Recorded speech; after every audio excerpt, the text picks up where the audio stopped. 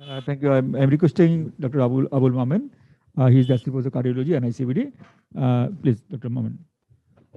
Thank you, sir. Thank you, the organizer, for inviting me for this clinical examination session. My part to focus mainly on the clinical examination of acyanotic congenital heart disease. For general examination of ASD may be normal, but central cyanosis and clubbing may be present if there is associated Eisenmenger syndrome. Cardiovascular examination inspection may be normal, usually no visible impulse, and the palpation appears with normal in quality and look position. The pulmonary component of the second heart sound, that is P2, may be palpable, and parasternal lift may be present if there is a feature. These are the features of pulmonary hypertension. Usually, there is no thrill. First heart sound is loud. Second heart sound, the wide and fixed splitting of the second heart sound. The fixed means the splitting does not vary with respiration. There is a ejection systolic murmur in the pulmonary area, grade 2 to 3/6, as flow murmur not associated with thrill, so it never be a grade 4 murmur.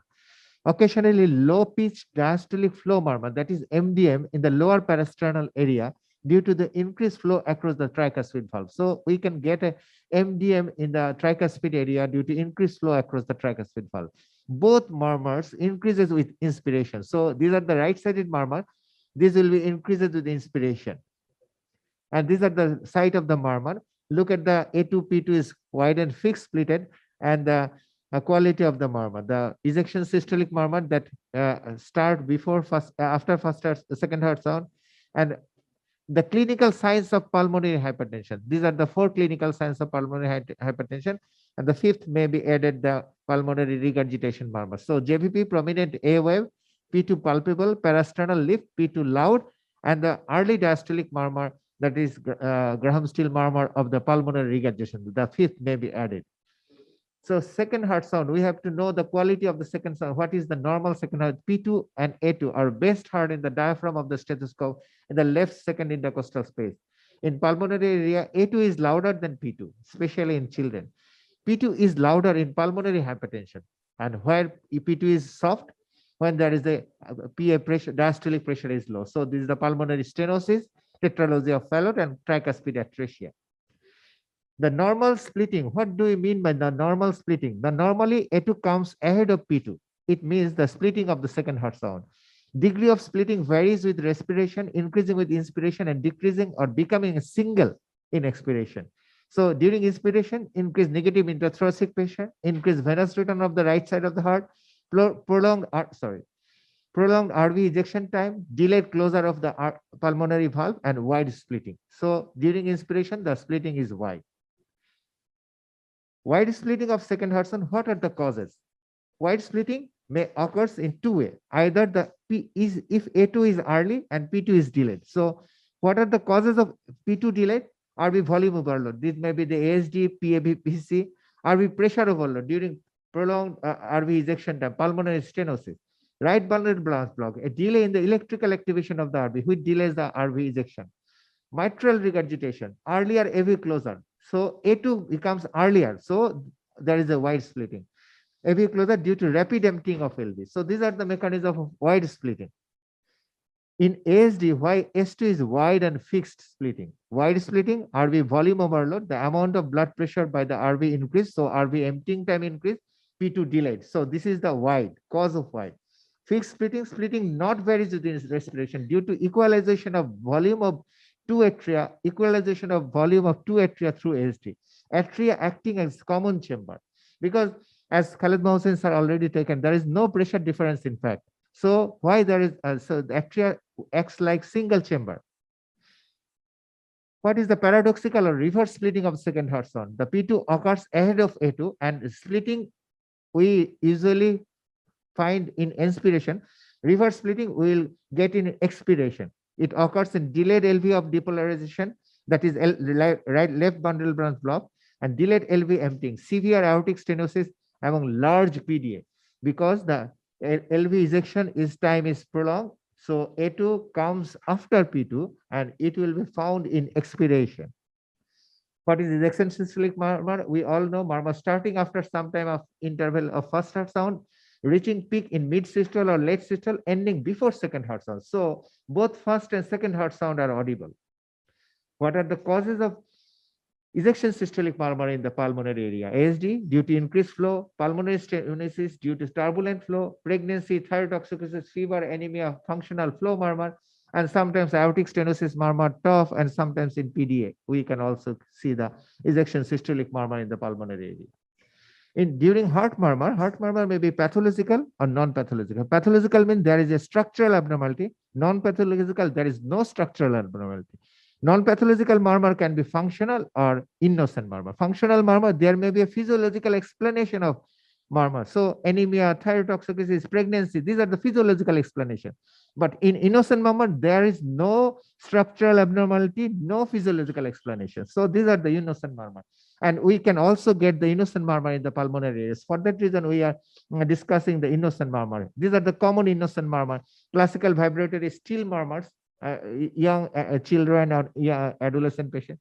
Pulmonary ejection murmur, believe it or not, few days back, I am done a ASD device closure of a 14 years girl, large ASD 32 millimeter. After device closure, I am getting the murmur. I am so afraid of, sir. I am so afraid of. I checked it by all echocardiograms. There is no residual shunt. But where is the murmurs? So this is the pulmonary ejection murmur. And the patient age was 13, 14 years. And she is a lean and thin girl. For that reason, if we know that there will be no fear of any residual shunt or everything. So these are the common innocent murmur: pulmonary flow murmur, venous arm, carotid bruit. There are 7 key features of innocent murmur: soft, low amplitude, systolic murmur, short duration, sounds are normal, first and second heart sound are normal, symptomless, special test, the X-ray and ECGs are normal, standing and sitting changes with position, and intensity usually 1 to 3/6 grade, usually not associated with any thrill. Features of functional flow murmur: localized, systolic, soft murmur, no significant postural change in murmur. Usually there is a thrill. Thrill maybe some. Usually there is no thrill. There is no cardiomegaly. Second heart sound may be normal, and murmur disappears after correction of the cause. After correction of the anemia, thyrotoxicosis, pregnancy, everything, the murmur will disappear. ASD versus mitral stenosis. This is one of the most common differential diagnoses. Splitting of second heart sound may be confused with the opening snap. Mid-diastolic murmur may be present in ASD due to increased flow across the tricuspid valve, but it is heard in tricuspid area, not in apex. But in mitral stenosis, it will be heard in apex. What is opening snap and how it confused with the splitting? The opening snap is high frequency early diastolic sound associated with mitral tricuspid opening. In mitral stenosis, the opening of the mitral valve produces the high frequency opening snap. Opening snap best heard in the lower sternal edge with the diaphragm. It is difficult to distinguish from widely splitted second heart sound, but normally the opening snap occur later in the diastole than the P2. So in A2, P2, then we'll heard the opening snap. So how can we differentiate? Careful auscultation over the left second intercostal space in supine position during both phases of respiration reveals 3 high frequency sounds near each other during inspiration. The initial 2 are the 2 components of second heart sound, that A2 and P2. The third is opening snap. The recognition of these 3 sounds during inspiration helps to differentiate mitral stenosis from ASD. In ASD, only the 2 component is S2, that is A2 and P2 will be heard during expiration and inspiration.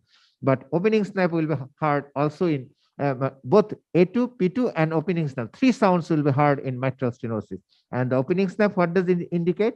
Will be present in severe mitral stenosis with pliable valve leaflet. In there is heavy calcified valve, it will be open, it will be absent. ASD with pulmonary hypertension and Eisenmenger syndrome. Functional impairment, there is a NOH class 3, class 4 symptoms, cyanosis, clubbing. There is a prominent A wave that is due to RVI or RA hypertrophy. Persistent parasternal hip, P2 palpable and loud. The wide fixed splitting of second heart sound and tricuspid flow murmur disappear. So there will be no wide and fixed splitting of the second heart sound. the tricuspid MDM will be disappear. The mid-systolic murmur, that is the ASD murmur, will be replaced by softer and shorter murmur. A high frequency early diastolic murmur, that is Graham-Still murmur of pulmonary regurgitation, may be heard.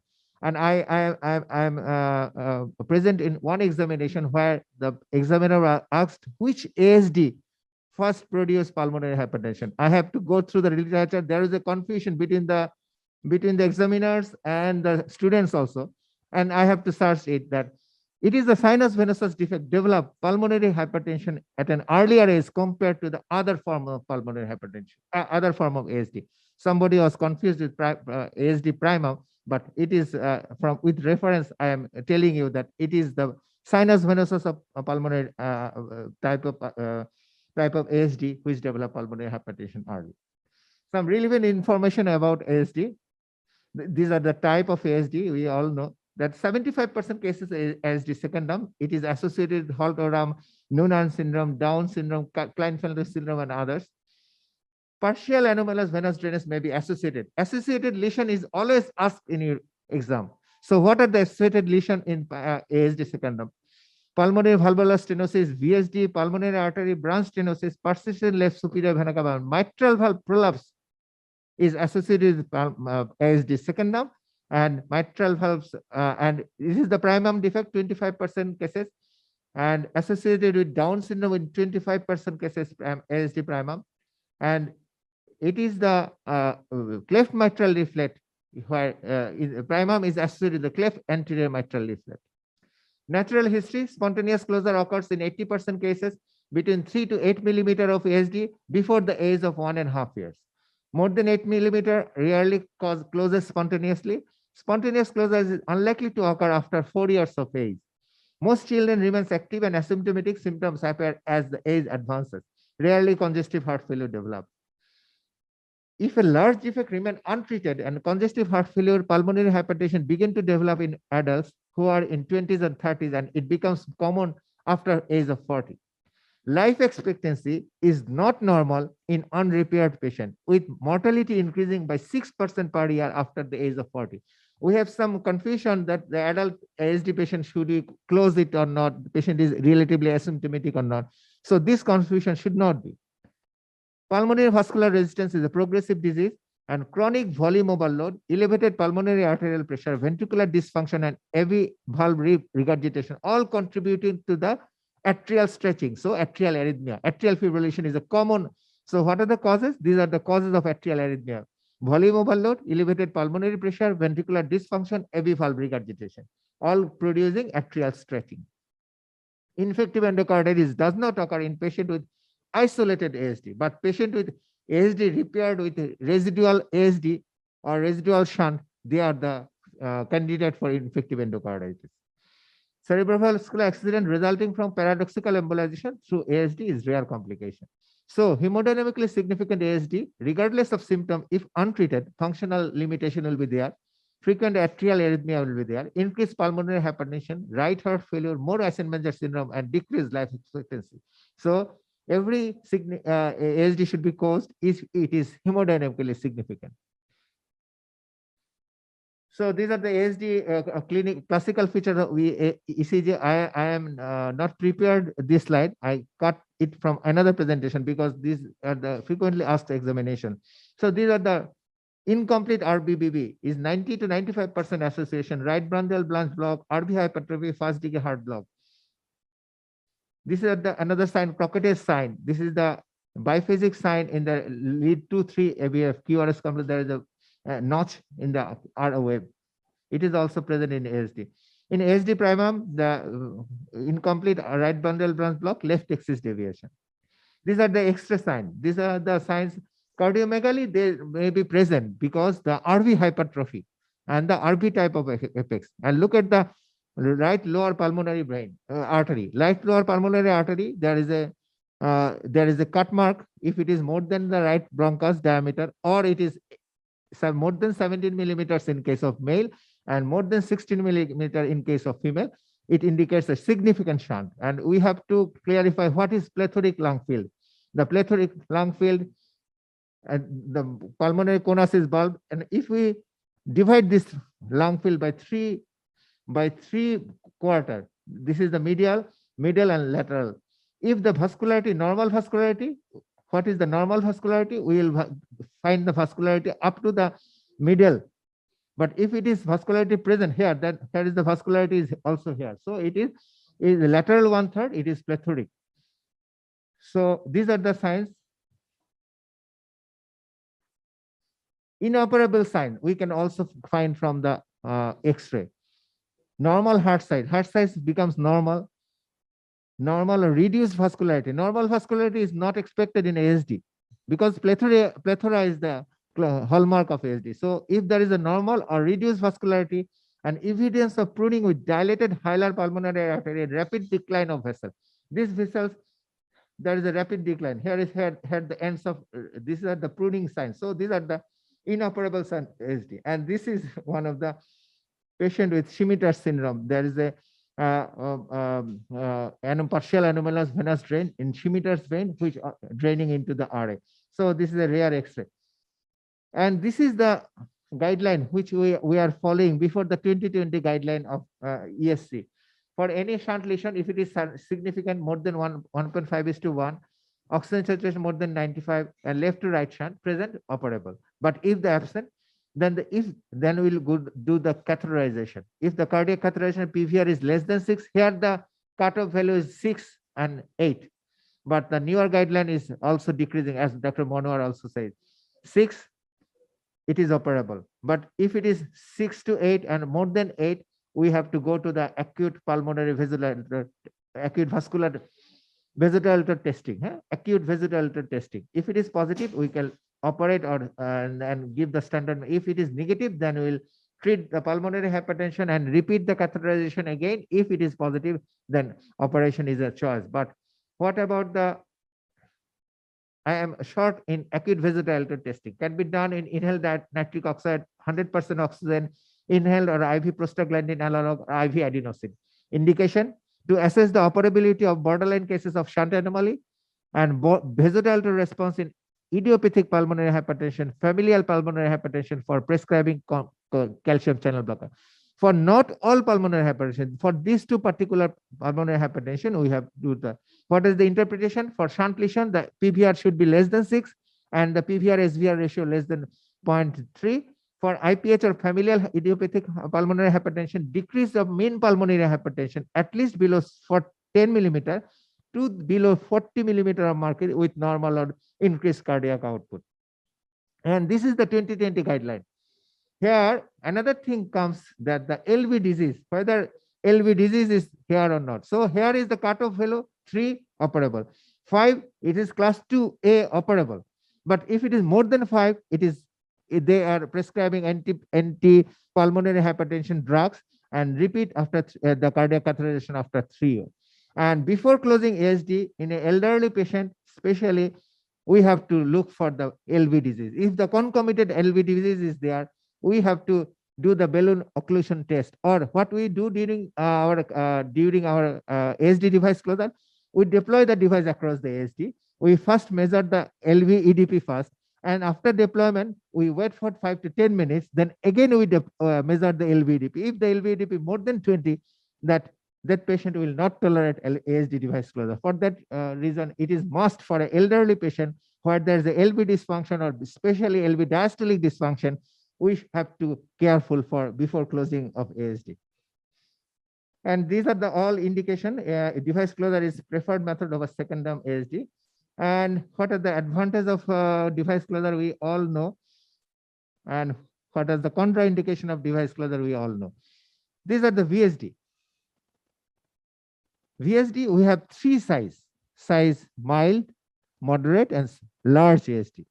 Small, moderate, and large ASD. So the presentation of the VSD patient will be different according to the size.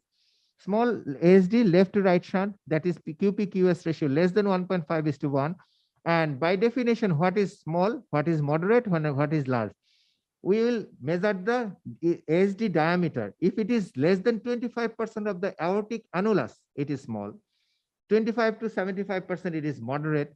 And more than 75% of the aortic annulus, it is severe. So there is no LV volume overload or pulmonary hypertension in a small ASD. Adults are generally remaining asymptomatic, present with a systolic murmur, often with a palpable thrill from the VSD. There is risk of infective endocarditis, but the magnitude is low. It is in a minority of cases, the diastolic murmur from aortic regurgitation develop. Moderate side restricted VSD, moderate restricted VSD associated in moderate shunt, that is 1.5 to 2:1.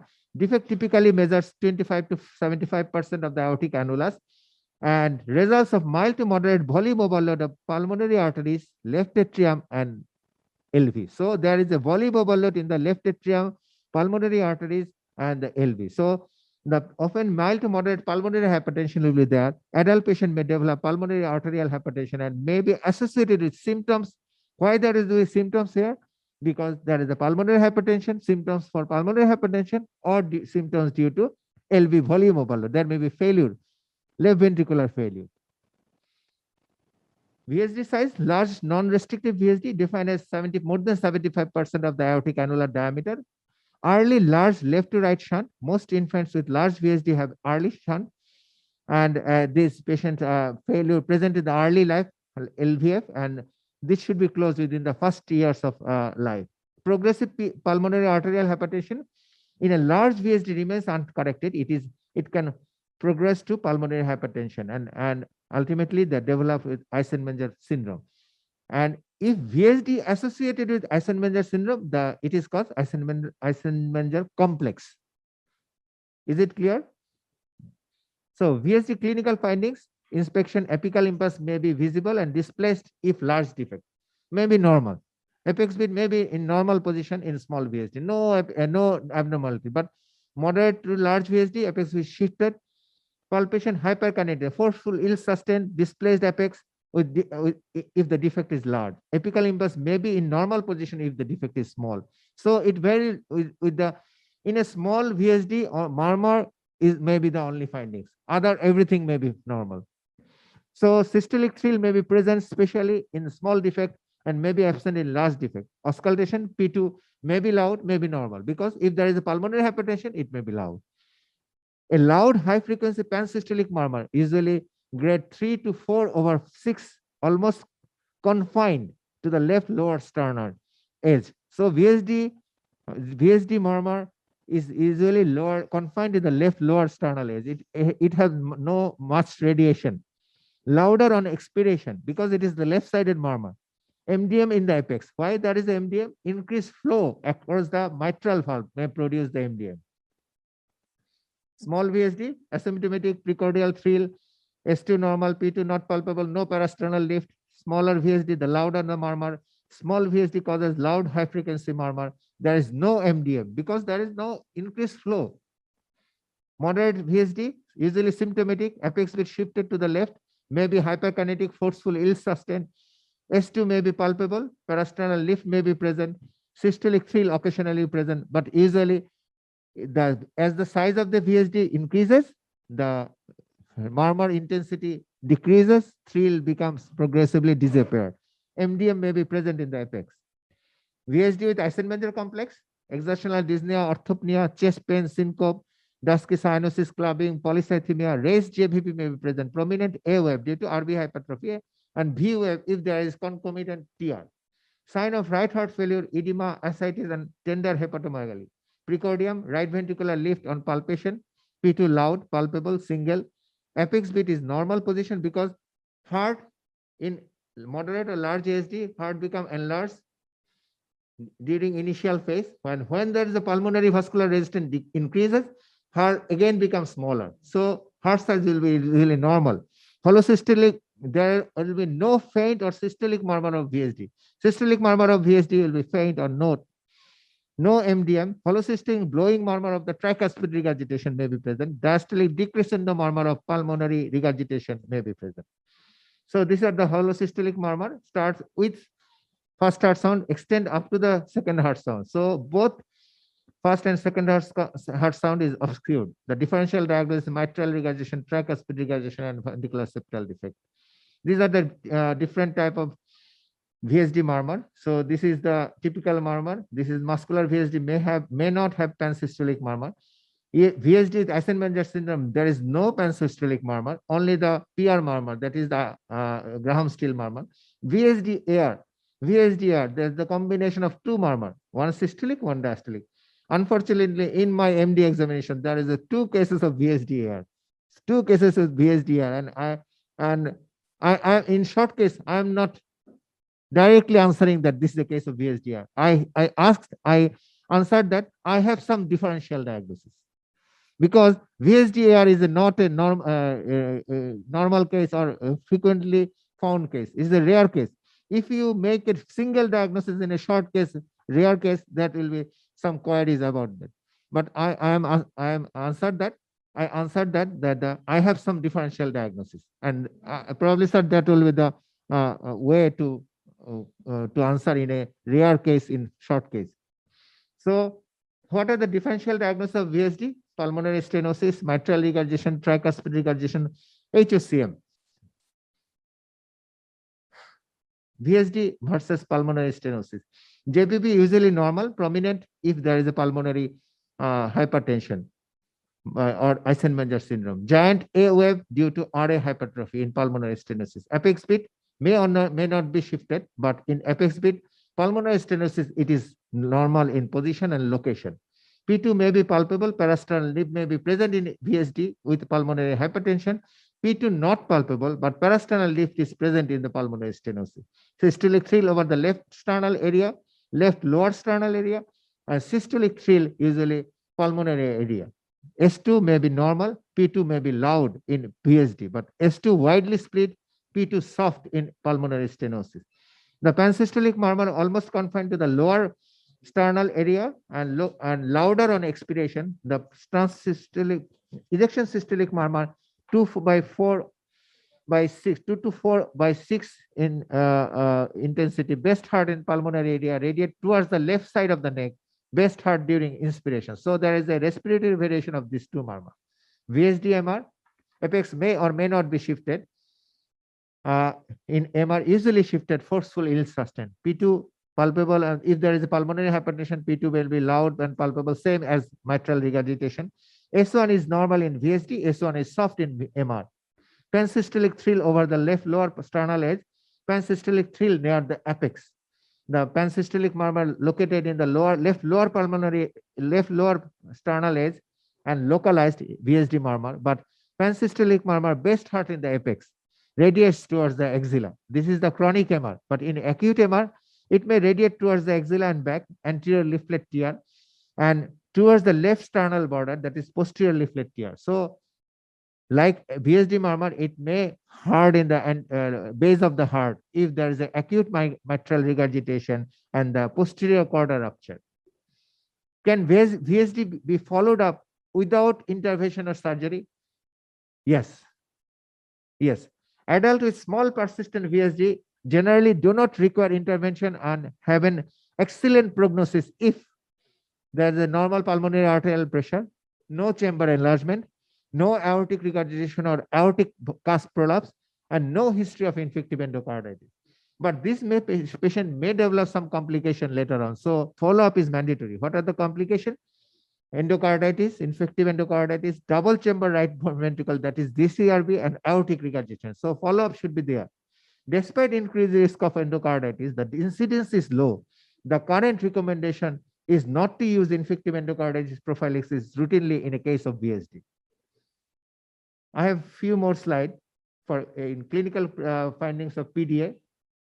Pulse is water hammer pulse, rapid upstroke due to ejection of a large volume of blood in an empty aorta, and rapid collapse. The collapse is due to rapid decompensation of aortic blood through PDA to the pulmonary artery. So rapid upstroke and downstrokes, that's the water hammer pulse.